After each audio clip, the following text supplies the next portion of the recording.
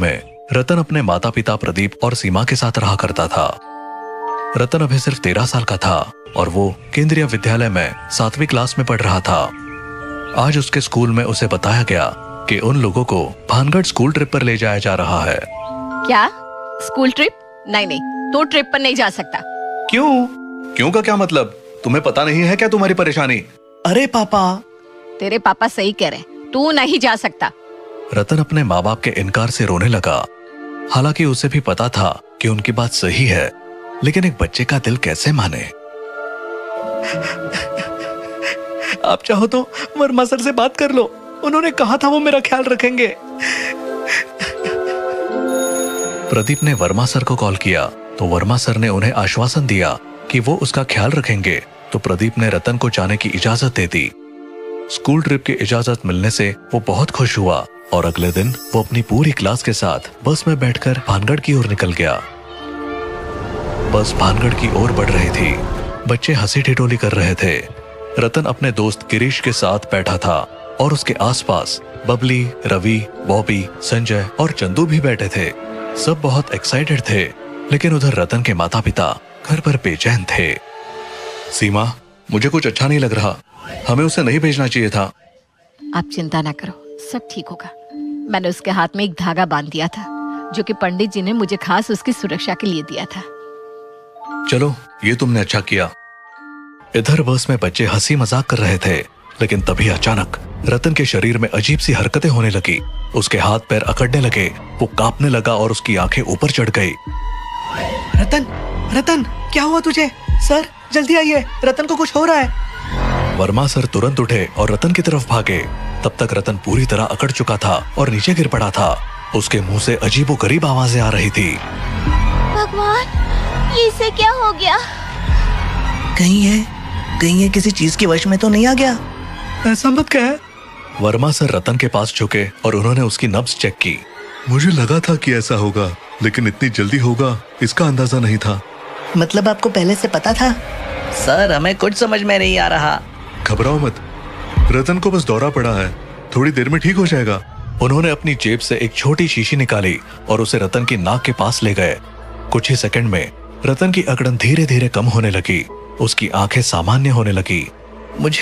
मुझे माफ कर दो। अरे पागल, इसमें तेरी क्या गलती? ये तेरे बस में थोड़ी है।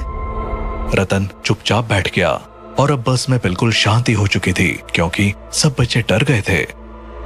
अरे तुम लोग सिर्फ एक दौरे से इतना डरोगे तो भानगढ़ का भूत क्या करेगा? सबके चेहरे पर मुस्कान आ गई। थोड़ी देर सब सामान्य रहा और फिर अचानक बस झटके से रुक गई। तेज ब्रेक लगने से सभी बच्चे आगे की ओर गिर पड़े। अरे ये क्या हुआ? ड्राइवर, क्या कर रहे हो? सामने कुछ औरतों का झुंड खड़ा है। सभी ने तेजी से सामने देखा, लेकिन वहाँ कोई नहीं था। लेकिन वहाँ तो कुछ भी नहीं दिख रहा। ड्राइवर, तुमने गलत देखा होगा। नहीं सर, वो औरतें हमारी तरफ आ रही हैं। सभी ने डरते हुए फिर से देखा, लेकिन वहाँ अब भी कुछ नहीं था।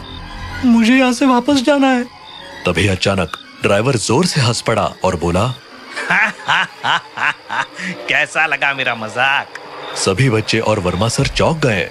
क्या तुमने हमें डराने के लिए ये सब किया? मैं तो सच में मरने ही वाला था डर के मारे। ड्राइवर, ऐसी हरकत मत करो, बच्चे पहले ही डरे हुए हैं। ड्राइवर ने हंसते हुए बस फिर से चला दी। अंततः बस भानगढ़ पहुंची। जैसे ही बच्चों ने खिड़कियों से बाहर झांका, चारों ओर फैली वीरानगी ने उनके मन में एक अजीब सी बेचैनी भर दी। हवा ठंडी थी, लेकिन उसमें एक अनकही घुटन थी, मानो वो किसी अनदेखे साए की निगरानी में थे। जैसे ही बस किले के सामने रुकी, सभी बच्चे धीरे धीरे नीचे उतरने लगे। ये किला, ये भूतिया है। बच्चों के बीच भूतिया कहानियों को लेकर चर्चा शुरू हो गई। कुछ इसे मजाक समझ रहे थे, तो कुछ के चेहरों पर हल्का सा डर झलकने लगा था। तभी अचानक उनके सामने एक अजीब सा गार्ड प्रकट हुआ। वो गार्ड लंबा था, झुकी हुई कमर, गहरी आंखों के नीचे काले गड्ढे और चेहरा ऐसा जैसे बरसों से नींद ना ली हो।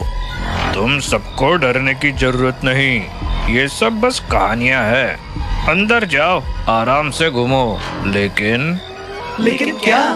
नहीं, कुछ नहीं। चलो बच्चों, डरने की जरूरत नहीं, हम सब साथ हैं, कोई भूत वूत नहीं होता। आखिरकार सभी बच्चे और टीचर किले के अंदर दाखिल हुए। अंदर घुसते ही एक अजीब सी ठंडक महसूस हुई। हर तरफ टूटी फूटी दीवारें, झड़ते हुए पत्थर और उन पर जमी काई। हवा भी वहां अजीब तरीके से बह रही थी, मानो कानों में कोई फुसफुसा रहा हो। किसी को कुछ समझ नहीं आ रहा था कि इस किले में ऐसा क्या खास है। सब इधर उधर बिखर चुके थे। तभी अचानक गार्ड घबराया हुआ भागते हुए वर्मा सर के पास आया। सर सर, आपका एक छात्र वहाँ गिर पड़ा है, बहुत तड़प रहा है। क्या रतन को फिर से दौरा पड़ गया? वर्मा सर और कुछ बच्चे तेजी से उस ओर दौड़े जहां गार्ड इशारा कर रहा था, लेकिन वहां जो देखा उसने सभी को हैरान कर दिया। वहां जमीन पर रतन नहीं बल्कि गिरीश पड़ा हुआ था। उसका पूरा शरीर झटके खा रहा था, मानो कोई अदृश्य शक्ति उसे झकझोर रही हो। गिरीश को क्या हो रहा है? ये तो रतन के साथ होता था ना। इससे पहले कि वर्मा सर कुछ कर पाते, अचानक गिरीश हवा में उठने लगा। Oh my God! ये क्या हो रहा है? गिरीश, गिरीश! सभी के होश उड़ गए। रतन गिरीश को आवाज दे रहा था, जो कि अब हवा में सीधा खड़ा हो गया था, और फिर उसकी आंखें सफेद पड़ गई। उसके होंठ अजीब तरीके से हिलने लगे और फिर एक भयंकर गहरी डरावनी आवाज निकली। मुझे बच्चे पसंद है, ये बच्चे अब मेरे हैं, हमेशा के लिए। उसकी हंसी इतनी डरावनी थी कि बच्चों की टांगे कांपने लगी। सब बाहर भागो, जल्दी! बच्चे डर के मारे भागने लगे, लेकिन रतन नहीं भागा। उसने हिम्मत जुटाकर कहा, नहीं, मैं गिरीश को छोड़ के ऐसे नहीं जा सकता। वो मेरा दोस्त है। जैसे ही सब लोग किले के बाहर निकले, दरवाजा अचानक जोर से भड़ाम की आवाज के साथ बंद हो गया। गिरीश और रतन अंदर रह गए। सर, हम ऐसे ही उन्हें मरने के लिए नहीं छोड़ सकते। लेकिन ये दरवाजा, ये अपने आप कैसे बंद हो गया? तभी अंदर से रतन की दिल दहला देने वाली चीख सुनाई थी। सर, आपने उसे अकेला क्यों छोड़ दिया? हम सबको बचाना आपकी जिम्मेदारी थी, खास तौर पर रतन को। वर्मा सर को अपनी गलती का एहसास हुआ। उन्होंने एक नजर किले के बंद दरवाजे पर डाली और फिर पूरी ताकत से उस पर धक्का मारने लगे। कोई मेरी मदद करो, हमें दरवाजा तोड़ना होगा। खोलो, दरवाजा खोलो, खोलो। गार्ड और ड्राइवर पीछे खड़े होकर सब देख रहे थे। ड्राइवर ने धीरे से कहा, उसकी चीख सुन के तो ऐसे लग रहा है कि वो मर गया होगा। हाँ, शायद दोनों ही मर चुके हैं। दो बच्चे भूत से कैसे लड़ सकते हैं? ये सुनकर बच्चों का खून खौल उठा। तुम लोग मदद नहीं कर सकते तो एटलीस्ट चुप तो रहो। हाँ, हम अपने दोस्तों को ऐसे नहीं छोड़ सकते। वर्मा सर और बच्चे पूरी ताकत से दरवाजा तोड़ने लगे। दूसरी तरफ किले के अंदर गिरीश अब भी हवा में था। वो रतन से बोला, अच्छा हुआ तू रुक गया, एक से भले दो। अब तू भी मेरा शिकार होगा। गिरीश हवा में तैरते हुए रतन की तरफ बढ़ने लगा। रतन भागने लगा, लेकिन गिरीश के अंदर जो भूत था उसने उसे जकड़ लिया। रतन छटपटाने लगा। तभी अचानक रतन का हाथ गिरीश की कलाई पर पड़ा। गिरीश की कलाई पर एक लाल धागा बंधा था, जो उसके शरीर से हल्का सा छू गया। एक भयंकर चीख गूंज उठी। गिरीश का शरीर झटके खाने लगा और एक काले धुएं जैसी छाया उसके शरीर से बाहर निकलने लगी।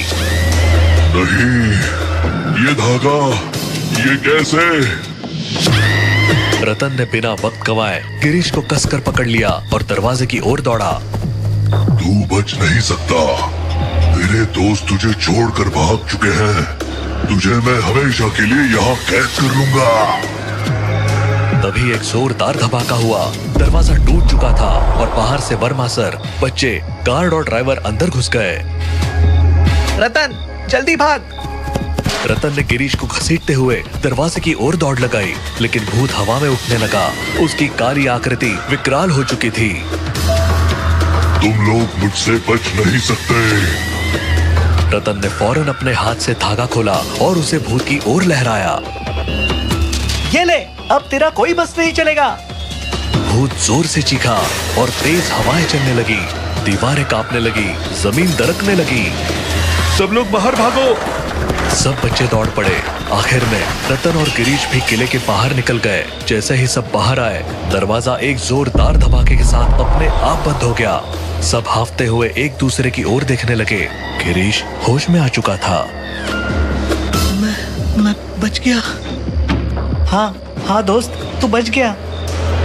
तभी अंदर से उस भूत की एक डरावनी चीख सुनाई दी।